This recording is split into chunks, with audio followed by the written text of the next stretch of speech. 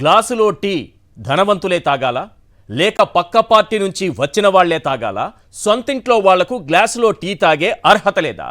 ఈ 3 ప్రశ్నలకు ఒకటే సమాధానం, అవును. జనసేన ధనసేనగా మారిపోయింది.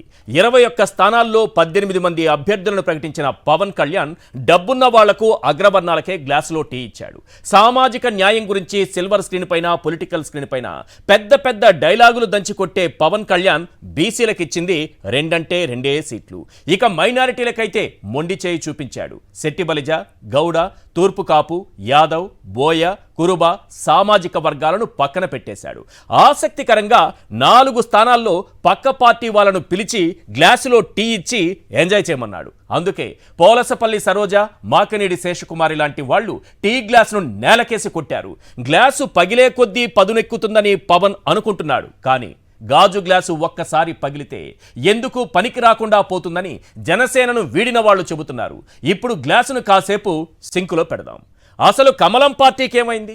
సొంత పార్టీ నేతలకు చెవిలో పువ్వు పెట్టి నిన్న కాక మొన్న పార్టీలోకి వచ్చిన వారికి పూల బొకేలిచ్చి ఆహ్వానిస్తున్నారు. కాంగ్రెస్కు బాండ్ల రూపంలో 30 కోట్లిచ్చిన సీఎం రమేష్ను కడపలో ఫ్లైట్ ఎక్కించి అనకాపల్లిలో ల్యాండ్ చేయించారు. అనకాపల్లిలో బీజేపీ నేతలు లేరా? చంద్రబాబు, పురంధేశ్వరి కుట్ర వల్లే చాలామంది నిజమైన బీజేపీ నేతలకు, సీనియర్లకు అవకాశం దక్కలేదని బీజేపీలోని ఓ వర్గం బాహాటంగానే విమర్శిస్తోంది. ఏదేమైనా జనసేనలో సామాజిక న్యాయం లేదు, బీజేపీలో సీనియర్లకు చోటు లేదు. ఇది చూశాకే టీ గ్లాసు సింకులోనే ఉండాలని కొందరంటుంటే బీజేపీ చెవులో పువ్వు పెట్టిందని మరికొందరు అంటున్నారు. ఇదే సమయంలో ఆ 2 పార్టీల చుట్టూ ఓ 10 ప్రశ్నలు తిరుగుతున్నాయి. అవేంటో ఒక్కసారి మనం స్క్రీన్ పైన చూద్దాం. Question number 1. 21 స్థానాల్లో డబ్బున్న వారికి, అగ్రవర్ణాలకే పవన్ సీట్లు ఇచ్చాడు. అందుకే గ్లాసు సింకులో ఉండాలనేది. Question number 2. వీర మహిళలంటూనే కేవలం ఒకరికే పవన్ సీట్ ఇచ్చాడు. అందుకే గ్లాసు సింకులో ఉండాలనేది. Question number 3. అనకాపల్లి, నరసాపురం 2 స్థానాల్లోనే బీసీలకు సీట్లు ఇచ్చాడు. అందుకే గ్లాసు సింకులో ఉండాలనేది. Question number 4. భీమవరం, తిరుపతి, అనకాపల్లి, పెందుర్తిలో పక్క పార్టీ వారికి టికెట్లు ఇచ్చాడు. అందుకే గ్లాసు సింకులో ఉండాలనేది.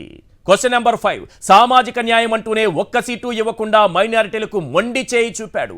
అందుకే గ్లాసు సింకులో ఉండాలనేది. Question number 6. సొంత పార్టీ నేతలకు వెన్నుపోటు పొడిచి పారాచూట్ నేతలకు పట్టం కట్టాడు. అందుకే గ్లాసు సింకులో ఉండాలనేది. Question number 7. బీజేపీలో సొంత పార్టీ నేతలకు టాటా, ఇతర పార్టీల నుంచి వచ్చిన వారికే పెద్దపీట. అందుకే చెవిలో పువ్వనేది. Question number 8. కాంగ్రెస్ పార్టీకి ఎలక్టోరల్ బాండ్లు ఇచ్చే సీఎం రమేష్కు బీజేపీలో బాబు సీటు ఇప్పించాడు. అందుకే చెవిలో పువ్వనేది. Question number 9. బాలకృష్ణ అల్లుడు భరత్ కోసం జీవీఎల్ను పక్కన పెట్టేలా పావులు కదిపిన పురంధేశ్వరి. అందుకే చెవిలో పువ్వనేది. Question number 10. పొత్తు పేరుతో బాబు వెన్నుపోటుపై బీజేపీ సీనియర్లు రాసిన లేఖను అధిష్టానం పట్టించుకోలేదు. అందుకే చెవిలో పువ్వనేది. ఈ 10 పాయింట్లు ఇప్పుడు పొలిటికల్ సర్కిల్లో తిరుగుతున్నాయి. వీటిపైనే మనం చర్చించబోతున్నాం.